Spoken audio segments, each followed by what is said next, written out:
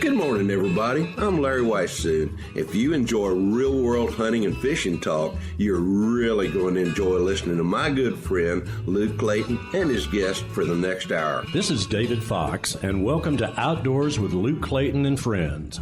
Luke has been a recognized outdoors writer for the past 3 decades and writes for a host of outdoor publications. Luke pens a weekly newspaper outdoors column that appears in over 40 Texas newspapers. Luke is on the pro staff of Pyramid Air, your one-stop shop for everything air gun related. Smoking techs, electric smokers, feel free to contact Luke through his website, catfishradio.org. Now let's join Luke and his guests for this week's show. Well, thank you guys for that nice introduction. Mr. Weishuhn is coming to us remote this morning from way up in the north woods of Maine. He's up there bear hunting. Good morning to you, Larry. Good morning, Luke. You're right. I'm up here in the very northern reaches of Maine, right next to the New Brunswick border with Randy Flannery and his wife Sharon, and with their Wilderness Escape Lodge. This is one of the premier places to come hunt black bear, but Randy also does a lot of stuff with moose, if you can draw a moose permit, and then he is known as a deer tracker. When the snow hits the ground, or even before the snow hits the ground, that's how Randy hunts. And he does a lot of guiding as well, too, and takes hunters out and teaches them how to track. But, we're up here, and we're fortunate Abe Naif and his wife, Miss Tori, are with me as well, too. They bought this hunt at the DSC Foundation gala that we had back in July. And, of course, all the stuff that I am involved in is brought to you by DSC, Conservation Education, Hunter Advocacy, Hornady, accurate, deadly, dependable. Hope to put that to good use before the hunt's over with, and I'm sure it probably will. It's got a Stealth Vision red dot scope, and of course Stealth Vision is put together there in Crockett, Texas, and we got some Vineyard Max scattered out several different places up here as well too. And then this time I'm hunting with a Taurus handgun with a 454 Kasuh and a 4570 Rossi lever action rifle. Left my Mossberg at home this time, but the 4570 is such a great old cartridge, and in so many different ways. And with a bear, you want to have something that's got a big diameter that puts a big hole in one and puts that animal down very quickly and humanely. And hunting over bait primarily. And interestingly, Luke, you want to guess what the bait is that Randy and these guys use up here? I won't guess. I don't. There's no. Well, we would be on the phone a long time before I think he would probably ever come up with one thing that they do. He buys Oreo cookies literally by the tons. Yeah. I mean, by the 18-wheeler loads of Oreo cookies, and that is what he baits with through, for the most part. I mean, we've got a little Vineyard Max scattered out as well too. Yeah. Because I want to see how the bears react to it, but that is the bait that they use up here, and apparently the bears just absolutely love them.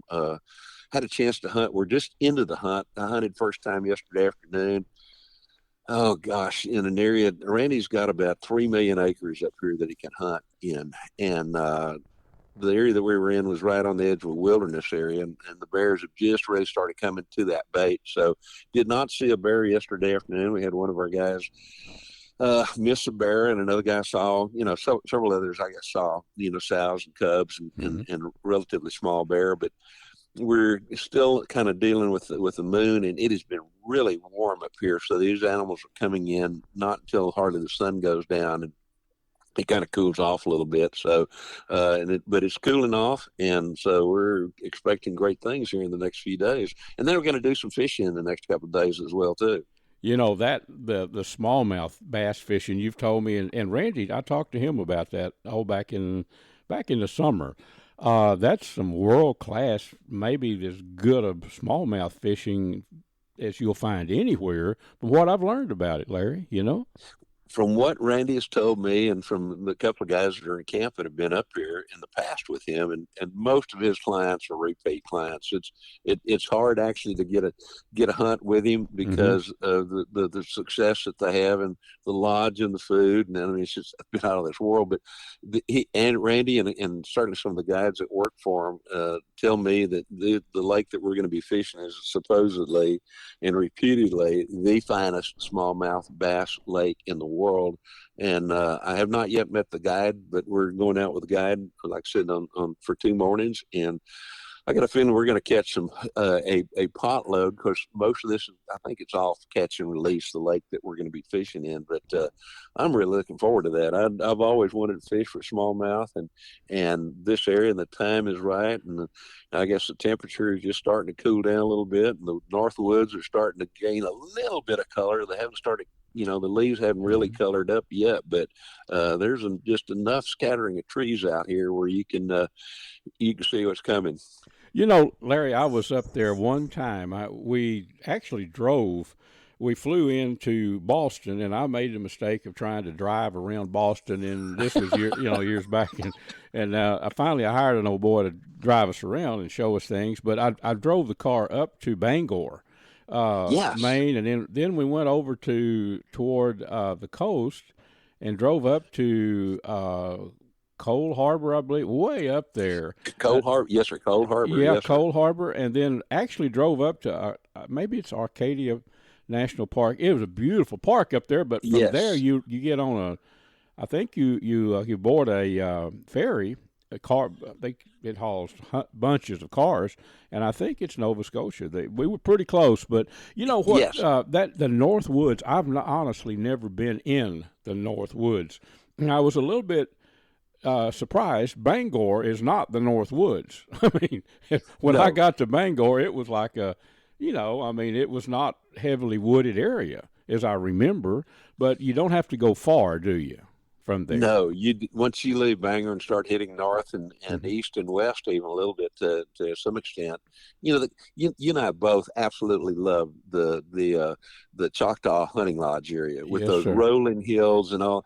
It reminds me, the hills are a little bit taller, and of course the vegetation different, but the terrain is very much of that rolling type of thing that we hunt in there on the Choctaw that you see here.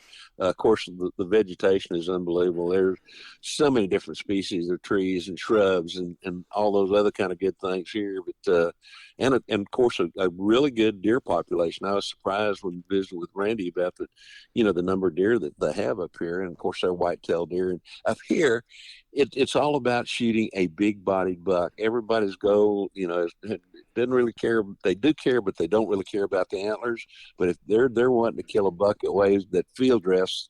And listen to this, field dress over 300 pounds, and they shoot a number of those up here. Oh every year. my gosh! Wow, I've always heard and learned. You've talked to me. I've learned from you too. But farther north you go, the bigger they get.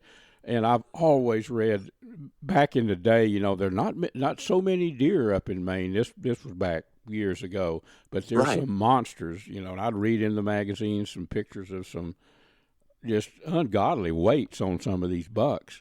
So they're actually good. Gosh, could you? I can only imagine. The heaviest whitetail I ever killed in my life was with a bow up in North Dakota, and it was 244 pounds. And that was live weight, I think. I believe it was. I forget, but it's been a long time ago. But it was a big old. I know me and another old boy put it in the back of a Suburban, and it took some effort, didn't it? yeah. And then one of the guys says, "Luke, would you turn it around?" I said, "Well, I don't think so right now. He'll ride just like he is." But Larry, that is unreal. 300 pounders. Good gosh! Yeah. Wow. That's a big deer. In Alberta one year, I shot a deer that field dressed in the high 280s, and I mean on the hoof. Yeah. This is a big old buck, and I remember hanging him from a 10-foot ceiling in a barn, and his back legs, hung from a gamble, were almost touching the top of that ceiling, and his front legs were about 2 inches off the bottom of that floor. So I mean, you think about the width. I've got a picture of Ron Nemechek's wife on an 8-foot ladder, and she's about 2/3 of the way up with the ladder, and she almost makes it up to the length of that total deer. So, and those are the same kind of body deer that they have here. But again, the big deal here is when people start talking about big deer, they don't talk about the antlers. They talk about the body size of that deer. Yeah. They're just amazing. Does Randy do a lot of, I guess, the deer hunts? Does that start a little bit later in the fall? It does. He goes from bear hunting right into moose hunting, and then the deer season I think starts there may be an archery season in later October, but I think for the most part the deer season, as I recall, it's been years since I've been up here to hunt for him, but as I recall, it's probably about in the early part of November, kind of like what our hunting seasons used to be like. And Randy is, like you say, well known, famous as a tracker. So I guess he is. Randy's been written up in just about every magazine that has anything to do with hunting, and there used to be a family up here, still is, called the Benoits, and they were known for their tracking, and Randy just happens to be really good friends with Benoits as well. Is that right? Yeah. And Randy does a lot of seminars. I mean, he and I were talking about earlier this morning got on the show with you here, and he said this year he did seminars in 37 states.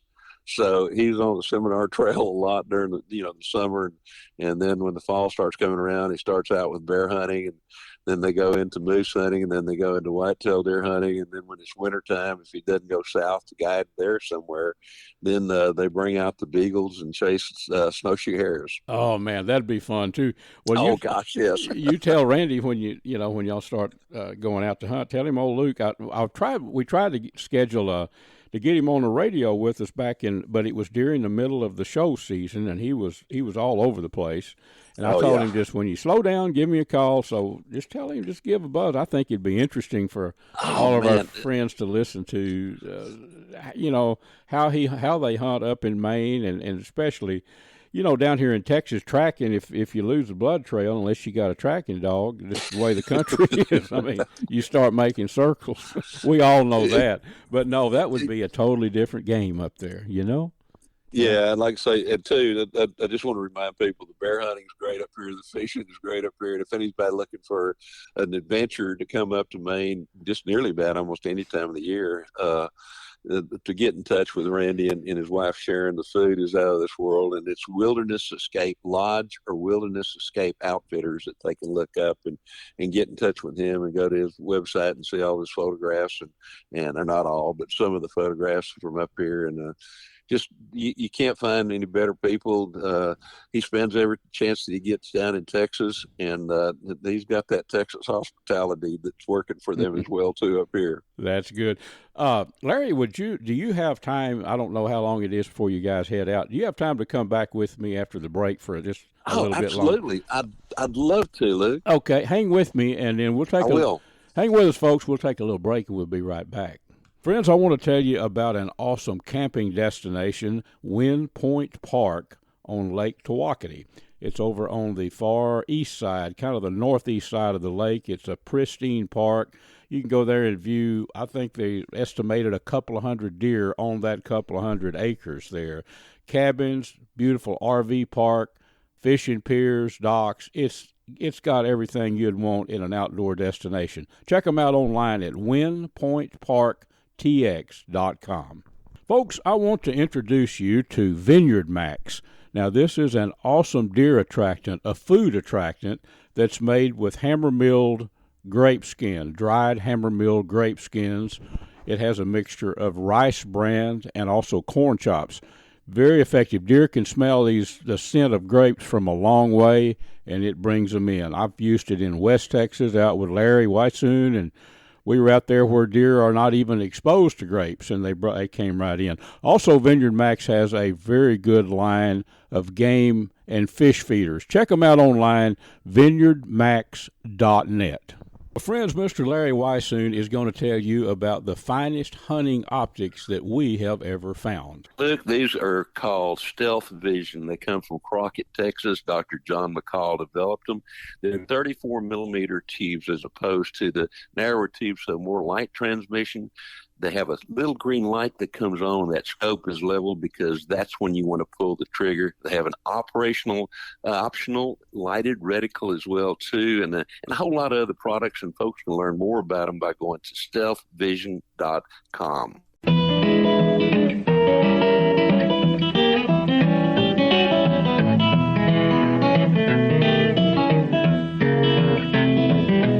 Folks, Folks, this segment is made possible by Smoking Tex electric smokers that I've been using a long time, Ultramatic feeders. I'd like you to check out the big bore air gun that I've done a great deal of hunting with. It's the Seneca Dragon Claw, 50 caliber, pressures up to 3,000 psi, and it looks like a conventional rifle. Wooden stock. I think you'll like the appearance, and I know you'll like the performance. It shoots not only bullets, but also air bolts as well, tipped with a broadhead. Check it out. It's the Seneca Dragon Claw. Well, friends, thanks much for staying with us. Mr. Weishuhn is still up in the North Woods, and we just didn't have enough time in our campfire talk, Larry. we had so much to talk, and this gives us a chance to catch up and me to see what's going on and for us to visit about upcoming adventures. And how about this? You know, when you wrap up your hunt up there in a few days, next week or whenever, come back and I want to really get an update on the bear, the size bear. See if you saw any big deer. I want to know about the smallmouth fishing. Maybe we can cover that maybe in a week or so when you get back. Could we do that? Absolutely. Look, we can darn sure do that. And I want to remind folks, too, that I'm trying to film as much of this hunt and the fishing while I'm up here, and people will be able to see that on our Sportsman's Life there, either on the YouTube channel or the, on Carbon TV. Yep. But, let's plan on doing that. And you mentioned we got some grand adventures coming up. You know I love to hunt black bear, and I am going to be up on the Choctaw Hunting Lodge here starting, I guess, September the 31st or somewhere along through there, because the bear season opens October 1st. We've got Mr. Edgar and David Cotton coming up to hunt black bear with us up there as well, too. And the beauty of all that is guess who else is going to be up there hunting deer? Mr. Luke Clayton. So, and I think Jeff Rice is going to be there with us as well, too. Jeff is planning on filming Mr. Edgar hunting bear. So talk about a family reunion kind of thing. That's going to be a whole bunch of fun. I'm really looking forward to that, Larry. So many people in Texas, of course, we've got world-class hunting and fishing in Texas, but over just across the Red River in southeast Texas, the Choctaw Nation owns thousands of acres. The Choctaw, what's called the Choctaw Lodge area there, that's about 45,000, give or take. That's a lot of contiguous land up there. Then I know they have other lands too, other places. Right. But the lodge there, this is probably going to be about, I was trying to think about the 6th or 7th year that I've been going up there, and you've been up there several years now. It's just like, that country up there in southeast Oklahoma is like it's a paradise as far as I'm concerned. You know, just bear, turkey, lots of whitetail. I mean, it's really a world class destination. The good thing is, from where I live about 30 miles southeast of Dallas.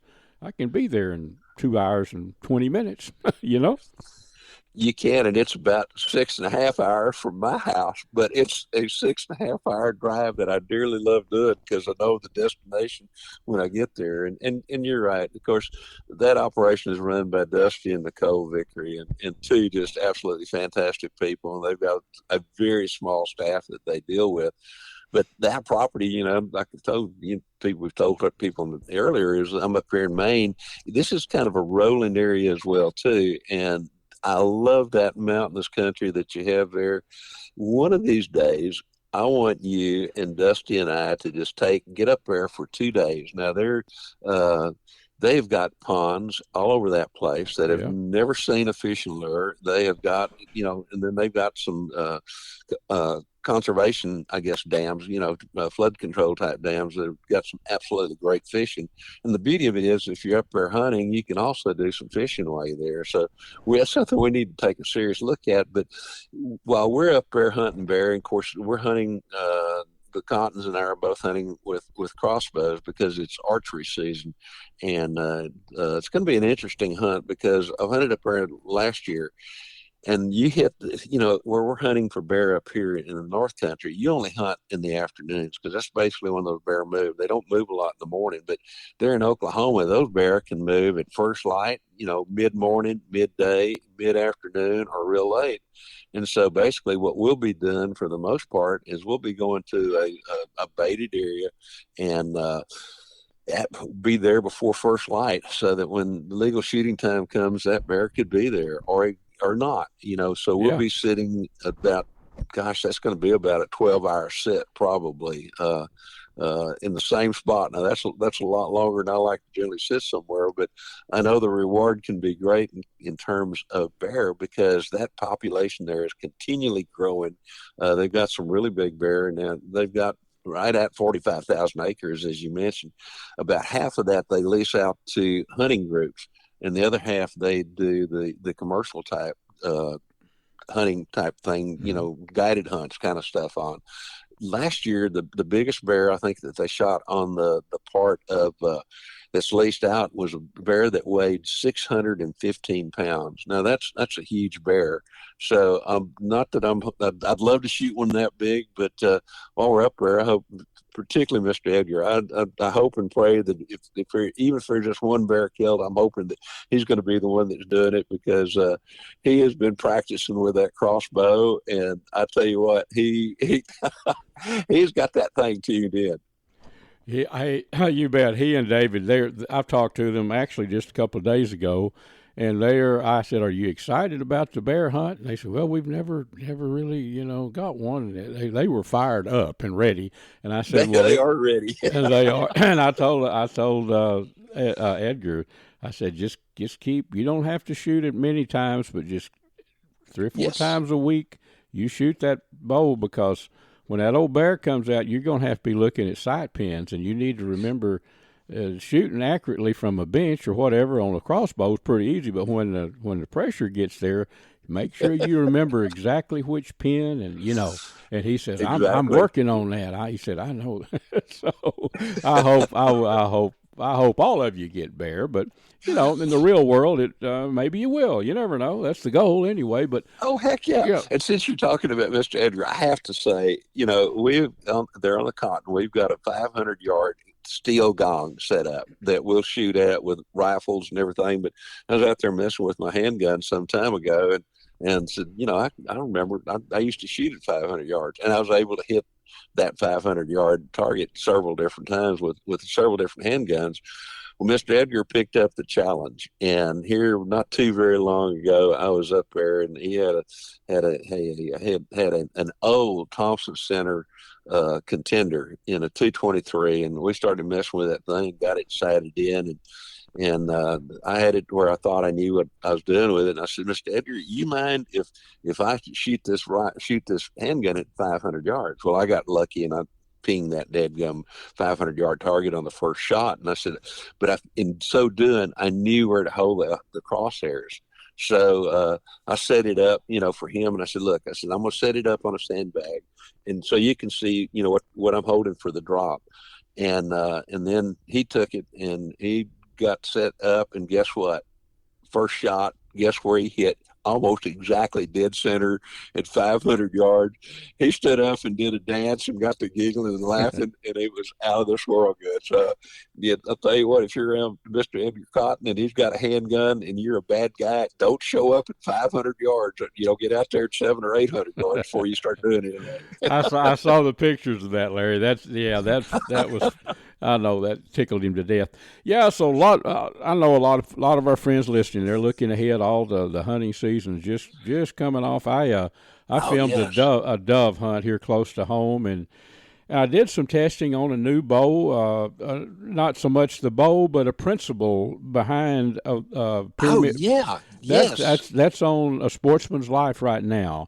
Right. And it turned out really well. It was Pyramid Air has an archery expert has patented a way that, and from Pyramid Air, they can set up a bow with some measurements from your eye to your mouth, and it's a little formula there. But they shipped me. I didn't want an expensive bow because I've got a top of the line. I know what they shoot like, And, But this was just a basic, a bear archery bow, a $500 bow. And I gave them all the dimensions. They shipped that thing to me, Larry. And I'm telling you, out of the box I'm talking about, I went at 20 yards just to see. I hit, I think, 3 inches to the left of the bullseye, and elevation was right on. I'm amazed at that. That's never been, to my knowledge, nobody's ever been able to do that. No, it's a patented thing. Mr. Ron Duker with Pyramid Air is in charge of the archery department. And, he said the patent went through the first time. The patent office, they said, nobody's ever done this. He said he was shocked at how easy the patent came back, But, so that's somebody looking for a bow. And in watch that video, The Current A Sportsman's Life. It's on Carbon TV, of course, and it's also on YouTube. But I walked through the process of how that happens, and it's very not everyone has a couple of $1,000s to get a bow, a $1,200-$1,400 bow with accessories and all that. And I brought out, I'm definitely, I've got friends that own bow shops. Yes, sir. I'm all about that. That's great. But not everybody's close to a bow shop. Or not everyone, I think a lot of people could come up to get them hunting $500. That bow is nowhere near as smooth as a Gearhead or a Matthews or a PSE top of the line. It's not. But to describe it, it shoots about like bows did maybe 10, 15 years ago, something like that. But it's very accurate. I mean, you can 25 yards, I'm shooting a 2-inch group all the time. So that's something. A dead hog, dead deer, regardless. It is, Larry. So I wanted to bring that up. People that are interested in, that's what the bow costs, set up, shipped, about $500. Plenty good to be hunting deer with. It really is. You can go pyramidair.com and click on archery, and then you pick out a bow, and then it just walks you through these measurements, Larry, I want you to go get a big old a bear, and then I want you to catch a bunch of those feisty, jumping smallmouth bass tomorrow. We're going to do our best on all accounts of that. And again, like we talked earlier, we'll tell people about it on an upcoming episode of the radio show, but then also the podcast. And then, good Lord willing, we'll get some footage of everything. And Jeff Rice will turn those into an episode or two. Hopefully, we'll get one on hunting and one on fishing. And people be able to actually see what's going on up here, and we'll try to interview a little bit with Randy as well too, and have him talk about maybe where to shoot a bear, because they're built differently than deer and all that other kind of good stuff. So, man, I appreciate the opportunity to stay on a little bit longer this morning. Always fun, Larry. I want to tell you about a one-stop shop for everything related to game feeders and fish feeders, Ultramatic feeders. I've been using components and feeders from Ultramatic feeders for 20-something years, I guess. They have the remote, which you can remotely activate your feeder with, the timer, which is the most simple timer that I've ever found on a game feeder. And then the eliminator, check these out. They are worked on centrifugal force, and they seal off the corn supply so coons and squirrels can't get to the corn. Check them out. Ultramatic feeders, you could go online to ultramaticfeeders.com. Folks, let's talk a little outdoor cooking. Let me tell you about an electric smoker that I've been using for 15 years, I guess. Smoking Tex electric smokers. If you're tired of staying up all night keeping that wood fire burning when you're barbecuing, give Smoking Tex a try. They're made to last a lifetime. You can check them out at smokingtex.com. That's SMOKINTEX.com. For seasonings, anything to do with outdoor cooking, all kind of jerky seasonings, sausage seasonings, Butcher Packer Supply. That's butcherpackersupply.com. I think the website is butcher-packer.com. Big Sam left Seattle in the year of 92 with George Pratt, his partner, and brother Billy too. They crossed the Friends, this segment is made possible by Platinum Cadillac and Chevrolet in Terrell, Texas. Stop by and visit with my buddy, Mr. Justin Rudd, and his team of experts, and let them put you in a new Chevy pickup or a Cadillac or whatever you might be in the market for. Also, the Choctaw Hunting Lodge up in southeast Oklahoma. Check them out at ChoctawHuntingLodge.com. Also made possible by Pyramid Air, your one-stop shop for everything airgun related. Well, folks, Mr. Whitetail is up there in the north woods of Maine after those bear. I appreciate Larry taking the time to spend telling us all about it. Now let's go fishing. I wish we were going fishing with guide Chris Webb down at Cedar Creek Lake. Now, folks, Cedar Creek is about, 45 minutes southeast of Dallas, but Chris guides for a lot of different species, white bass and hybrids and crappie. So I think we could pick Chris's brain and learn a thing or two about catching some fall crappie. Chris, you've been our guest before, and thank you for doing such a good job of keeping people tuned in, buddy. Luke, appreciate you having me, partner. Yep, you do a good job, man. So what do we want to talk about? October is a week or so away, so it's almost October. Let's start with crappie.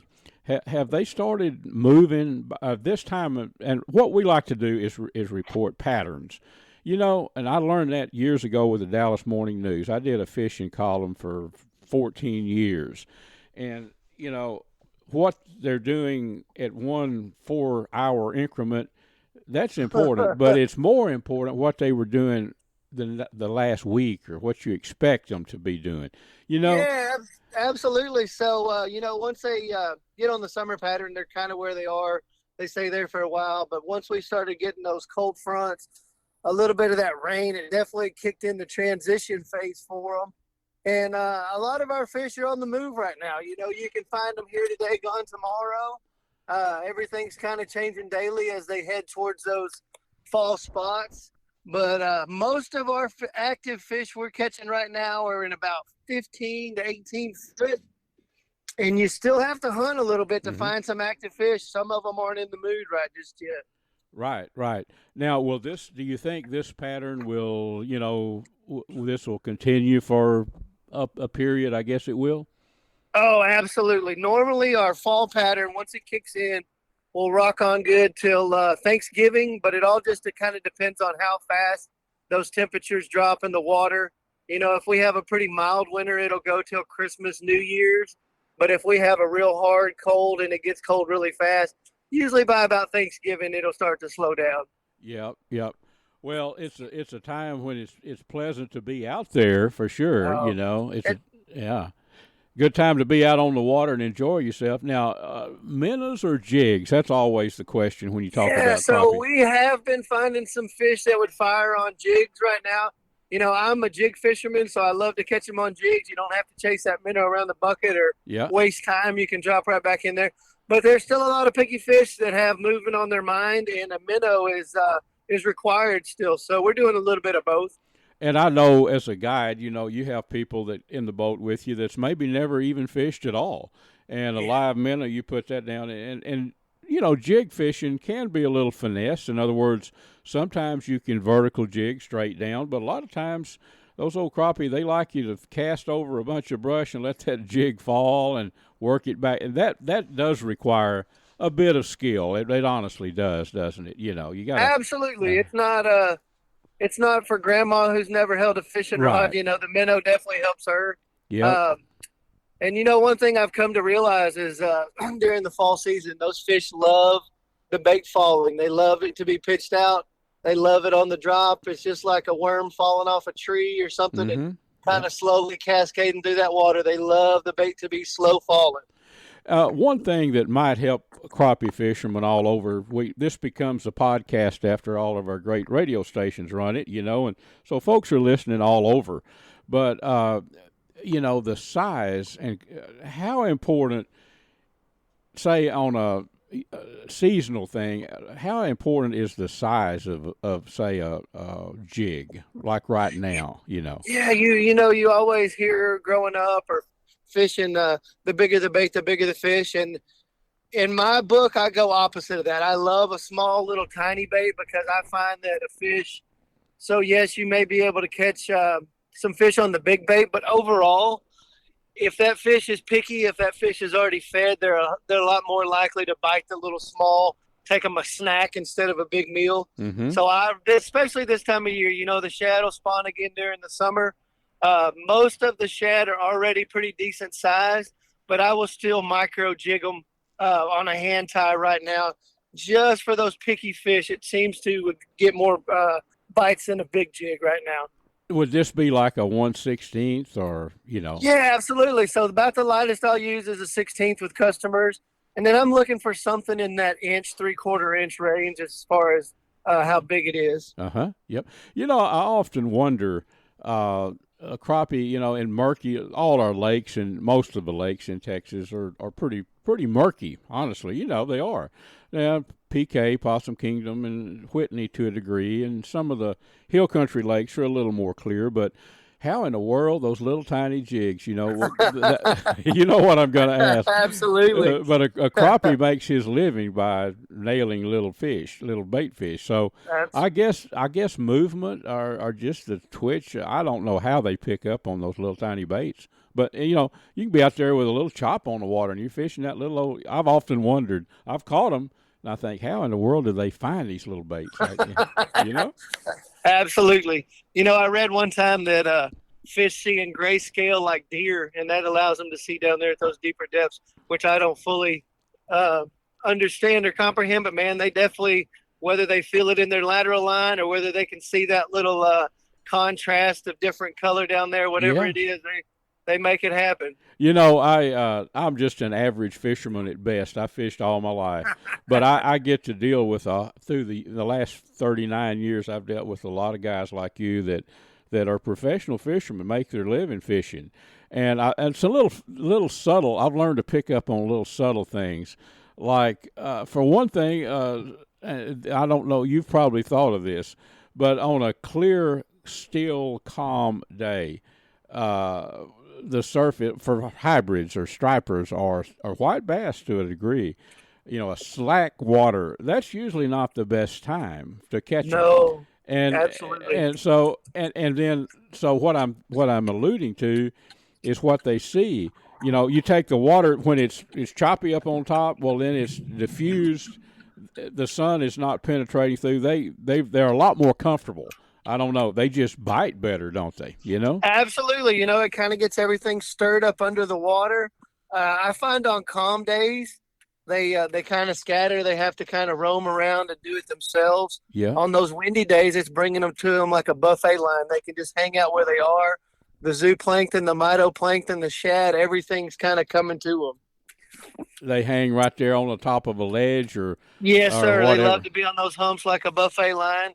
And like you said, on those calm days, they can kind of analyze it. They get to look at it too long. Nothing's really happening. Yeah. And you think about the wave and the wind, everything's kind of stirred up. They have to make an instant reaction. They kind of have to make a decision or the chance is over. So it does kind of stir everything up and get them active. Yeah. Well, what are you and your clients going to fish for today? Crappie? We're going crappie fishing. Man, I've been seeing some posts that you put on Facebook, tables full of crappie. So it might be a little bit of a change right now, but you've got that change figured out.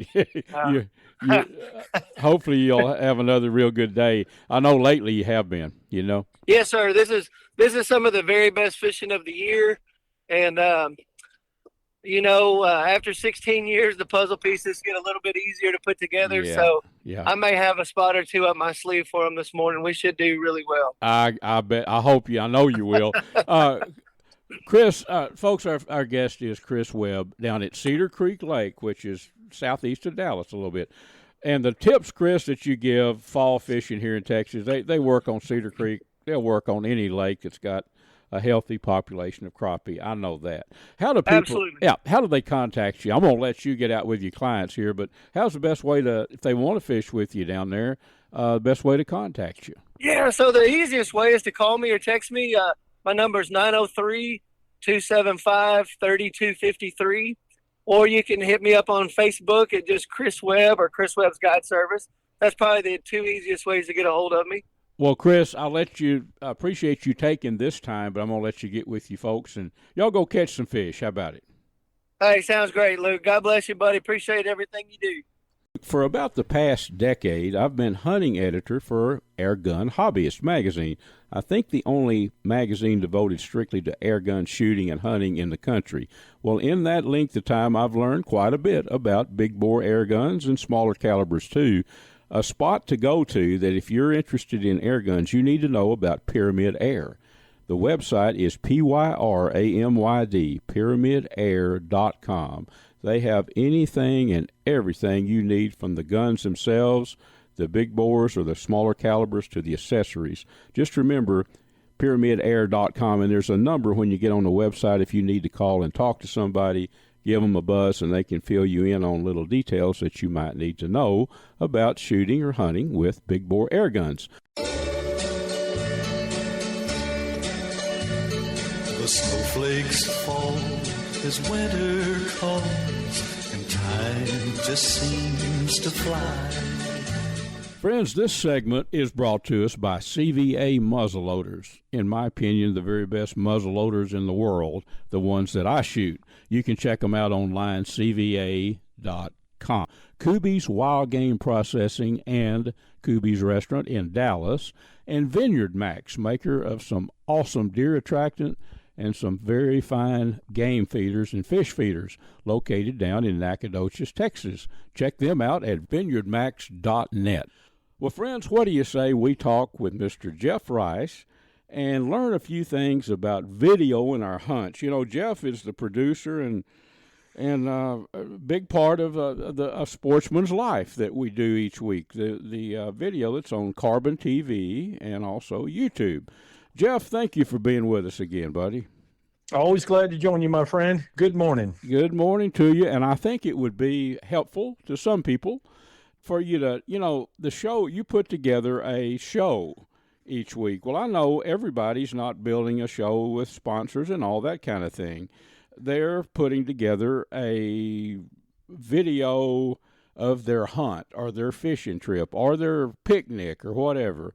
To build a show or a video things are in sequence requires a little thought, but I look at it a lot like writing an article or whatever. You have to have every little piece of the puzzle, at least an outline in your mind, don't you, when you start? You do. You've got to be creative, and you're 100% correct. I mean, if you're trying to portray a hunt or something like that, or an outing, so to speak, fishing, whatever it may be, to throw a video together of just someone out there reeling a fish in, and really that's it, or shooting an animal or something, that's it, doesn't really give the whole story. I mean, to me, I've always taken pride in trying to capture, just like you said, capture it in like a book or a story. Like, it has a beginning, and you're doing this, and here's where we're at, and those type things. And then maybe getting some shots around you, some varied shots from different angles and stuff that you can use in the video, and then of course you have the hunt itself, and then a wrap up, or the fishing trip, and then a wrap up. It's an opening, it's the main content, and then a closing or a wrap up, and you try to maintain that type of scenario through your segment or your video or your show or whatever you're putting together, and it really makes it more pleasurable to watch because you're actually getting a story. So when I edit, it's funny because you don't have to film your video in exactly how it's going to be. Most editing software out there today will allow you to take a video and move it in front of another video, so you can move things around. And then if you have, for example, let's say you're filming and you have a spot where on your video it's a little shaky, and it goes into good video, you can cover that up. And what I mean by that is, so let's just say, for example, I'm filming you're hog hunting. I accidentally bump the camera or something, and it jiggles, and it's kind of funny, maybe 10 seconds before you shoot. Well, what you can do is take a video clip of maybe just a close up of the gun or you aiming, and you can take that clip and go right over that jiggly part. And so when you're watching the video, it's pleasing to the eye. You see us hunting or you hunting, I'm over your shoulder. And then when that jiggle comes, it cuts away and it goes to maybe a video of a close-up of you and the gun, and then it goes back to you aiming and then shooting. So you've taken away the shakiness of that of the camera. So there's a lot of little tricks you can do, and that all comes with editing. And editing, again, is putting your story together. So my recommendations for anybody listening out there is one, capture the moment, get the good stuff, right? But don't ever forget to take videos of maybe blowing leaves if it's a windy day, or leaves coming down, or maybe a squirrel running across the road, or maybe you're fishing and I know you and I fish, and it'd be like a bear walking on the shoreline in Canada. It's like, get that stuff, because you want to put that in your video, because that's what's happening. And, when you watch that video, it just brings it to life. You know what I mean? It adds a whole new element to your video. So those little teeny short, I call them cutaways, little clips that you can stick in, just really add a lot to your video. Editing software, now there's a lot of them out there. You can pick, very expensive ones, and then there's some that are very, very, very reasonably priced. You can download them right off the internet. They're not expensive, but generally speaking, even the cheaper ones are going to allow you to do the things I just said, where you can move clips and that type thing to give you that storyline. So it's one of those things where you really have to practice with it. But once you do and you start putting this stuff together, it kind of comes to you. And the more you do it, the more you learn. And I know you and I have been doing this for a lot of years now, but you remember the early days? I mean, even me, just learning how to do this stuff, I've learned a lot over the years, and it's just really a lot of fun, and of course our listening audience can go to A Sportsman's Life, carbontv.com or YouTube, and they can see what we do, and just watching some of the videos that I've put together might help someone out there that's trying to do this, and they can learn from basically seeing what I've done in a video. That's true, Jeff. And on a personal note, I remember back a few years, I was all about catching, if you're fishing, catching the video of the fish being caught, or the arrow being released, shooting the hog, or what. That's really important, because that's part of it. But I learned from you a lot. A recent video that I did of a dove hunt. Well, I set the tripod up, and I thought, I saw some doves flying in this old dead tree. Sure enough, I was lucky, and I had the camera on a tripod. It would not have worked if I'd been holding that camera. But I had the camera in that area, and I just turned it on, twisted it up, and focused on a dove that landed in a tree. Well, I noticed that you weave that into the show. And then there was some doveweed, a close-up of doveweed. So those little things do add a lot, and I've learned to kind of incorporate those into things that I send to you, that you work your magic with and make the show. Sunflowers, there's a big sunflower field I was hunting, and I crumbled up some dried sunflower head and showed the seeds, and you put that in there when I was talking about sunflowers. So those things. Now, YouTube itself has years ago, very amateurishly, I put together some little videos on YouTube. I go back and get a laugh, chuckle out of them every now and then watching them. But you can actually work with YouTube, can't you? Still, I guess you can, and put them up on YouTube. Yeah, I think they have some sort of editing software. I'm not sure. I've never used it. I think I've seen it, though. I think there's something out there that allows you to do, some minimal editing and stuff. But there's so many editing programs, software programs, that I mean, I've seen them out there for, $50. You just download it off the internet, and it brings up this, where you're able to really pull in your videos and do what you want with them. That's what you need, isn't it? Yeah. Exactly. And not only that, you edit the video, you can also edit the audio. So there's a lot of times where we'll get some video, and I know you and I'll go up and visit our dear friends, Bill and Chris Carey. We'll do some fishing on Texoma for some stripers. And I come back home and we look at the video, and even with like a cattail mic, you still got too much wind, and it's just like, this isn't going to work because you got so much wind. So the nice thing about, editing software is you can take that audio, the wind out, and you can dub voiceover and just talk about what's going on and minimize or eliminate the wind altogether. So there's so many little things you can do.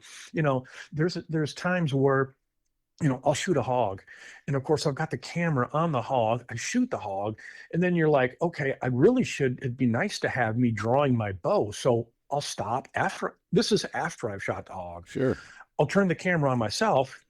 I'll set my bow over there and my hanger, and put another arrow in it. And then I'll just pick it up, and I'll draw the bow and aim like I'm aiming and I'm filming this. Now, what I can take that little clip, move it to before I shot the hog. Bingo. You got me drawing my bow, aiming, the camera goes back to the hog, the arrow hits, no one knows better. It's like, there you go. You've got your shot. And it's not that difficult. It's little stuff like that you learn along the way. That's true, Jeff. Well, these are some really, really good tips. I know there's a lot of people out there that do like to take videos, and it's one thing to get one portion of a hunt or a fishing trip or a picnic, whatever you're doing. It's one thing to get one little piece of it, but boy, when you've learned to weave it all together like a, quote, show, and that's what it really becomes. It's a video for people that just want to share it with their family and friends, but it becomes like a story. So, Jeff, I tell you, what you've shared, I'm sure will help a lot of people that do video. So thanks a lot, and we're about out of time. I wish we had about 3 hours, because I could keep quizzing you, but we'll get you back again. Jeff, the main thing is I'd like to invite people to subscribe to A Sportsman's Life, and there's not an apostrophe in the Sportsman's. A Sportsman's Life. YouTube, you can just go there and seek it out, or a lot of people do seek it out on Carbon TV, which is free. You can go to carbontv.com and just look for A Sportsman's Life. Is that right, Jeff? That's absolutely correct, my friend.